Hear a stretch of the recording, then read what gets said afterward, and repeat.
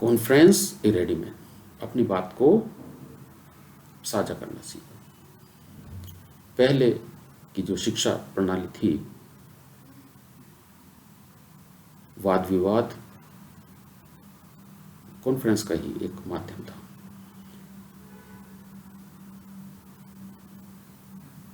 बच्चों के अंदर का जो गुस्सा है या बच्चों के अंदर जो अपनी बात कहने का जज्बा है, वो प्रतियोगिताओं के माध्यम से बाहर आ जाता था और उससे समाज को भी, यूथ को समझने का, युवाओं को समझने का अवसर मिलता था कि युवा आखिर सोचते क्या हैं।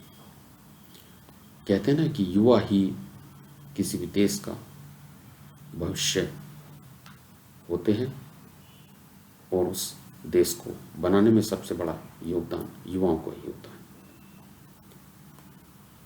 तो कॉन्फ्रेंस रेडी में, और तीसरी जो सबसे इम्पोर्टेंट बात है वह है राइटिंग एंड एग्जैक्टमेंट। तो हम में से बहुत से संस्कृत पढ़ लेते हैं, अंग्रेजी भी पढ़ लेते हैं, तमाम भाषाएं पढ़ लेते हैं, लेकिन जब लिखने का अभ्यास छूट जाता है, अभ्यास बहुत बड़ी ताकत है। करत करत अभ्यास के जड़मति होत सुजान, रस्सी आवत जावत ते सिर पर परत निशान। अभ्यास में वो ताकत है कि एक मूर्ख व्यक्ति भी विद्वान बन सकता है। और इसका उल्टा कर दीजिए, कितना ही बड़ा विद्वान क्यों ना हो, अगर वह भी अभ्यास नहीं करता है तो मूर्ख बन जाता है। आप विश्वास नहीं मानेंगे, मैं राष्ट्रीय स्तर की परीक्षा उत्तीर्ण करके मंत्रालय में हिंदी अनुवादक बना। एक समय था जब मैं अनुवादक की तैयारी कर रहा था, तो मैं हिंदी अंग्रेजी के जो शब्द हैं, जो वर्तनियाँ हैं, वो लिखा करता था।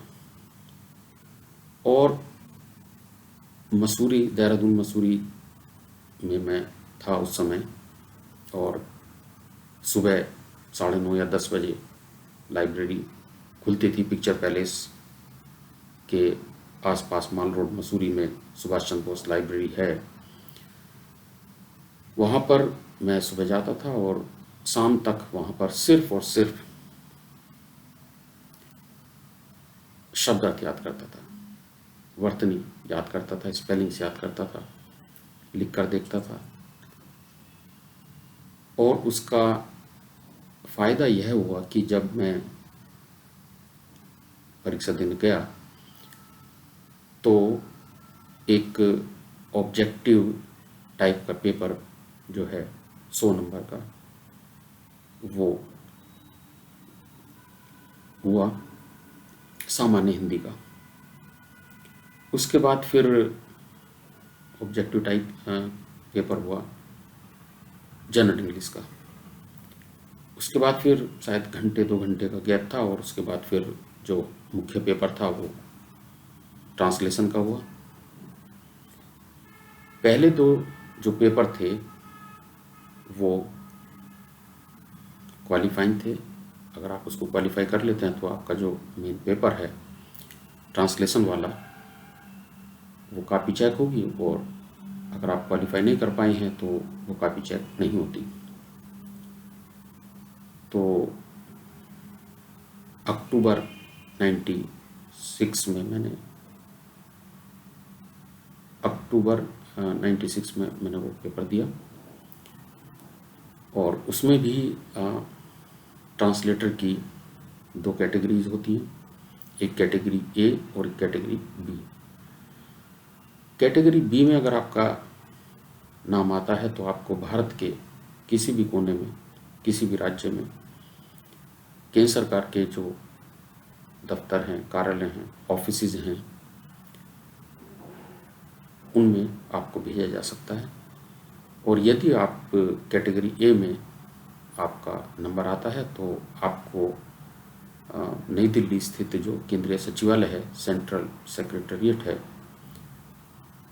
जहाँ पर कि राष्ट्रपति भवन भी है, south block, north block, PM office, prime minister office, ministry of home affairs, finance ministry, सारे जो मंत्रालय हैं, commerce ministry, industry ministry, HRD ministry, उस समय की, अब नई शिक्षा नीति 2020 में वो एजुकेशन मिनिस्ट्री हो गई है। पहले हम पढ़ते थे तो कहते थे कि शिक्षा मंत्रालय को जो है राज्य में तो शिक्षा मंत्रालय के रूप में जाना जाता है, लेकिन शास्त्री भवन नई दिल्ली में जो शिक्षा मंत्रालय है उसका नाम human resource and development ministry है, मानव संसाधन विकास मंत्रालय। तो कैटेगरी ए में जब आपका नाम आता है तो आपको केंद्रीय सचिवालय में ही जॉब मिलती है और आप वहीं पर प्रमोशन लेकर के आप junior translator, senior translator, assistant director, deputy director, director, Hindi officer, इस तरह से वो तमाम बहुत सारी पोस्ट हैं जो आपको रेगुलर प्रमोशंस के आधार पर भी आप आगे बढ़ सकते हैं और ओपन कंपटीशंस भी होते हैं, उसमें भी आप जा सकते हैं। तो मेरा जो नंबर है वो कैटेगरी ए में आया था तो मुझे केंद्रीय सचिवालय की जॉब मिली। लेकिन चूंकि मैं टीचर बनना चाहता था और मैं फिर उसके बाद यूजीसी नेट की परीक्षा, उस समय यूजीसी नेट की परीक्षा में 3 पेपर होते थे, आज 2 पेपर होते हैं। उस समय कहा जाता था कि यूजीसी नेट जो है अगर कोई बच्चा कर ले तो उसको जॉब मिलती है, 100% उसको जॉब मिलती है। और कहा जाता था कि जो नेट की परीक्षा बच्चा वही पास कर पाता है जो जिसमें कोई स्पेशल टैलेंट है, मेहनत करता है जो। आप नहीं जानते होंगे, बहुत से छात्र, यहाँ तक कि बहुत से शिक्षक भी नहीं जानते होंगे कि दिसंबर 2000 की जो यूजीसी नेट की अंग्रेजी की परीक्षा हुई थी, पूरे भारत में एक भी बच्चा यूजीसी नेट की परीक्षा उत्तीर्ण नहीं कर पाया था। दिल्ली विश्वविद्यालय हो, जेएनयू हो, जामिया हो, अलीगढ़ यूनिवर्सिटी हो, इलाहाबाद यूनिवर्सिटी हो, कितना स्तर यूजीसी नेट परीक्षा का होता होगा, आप इस तथ्य से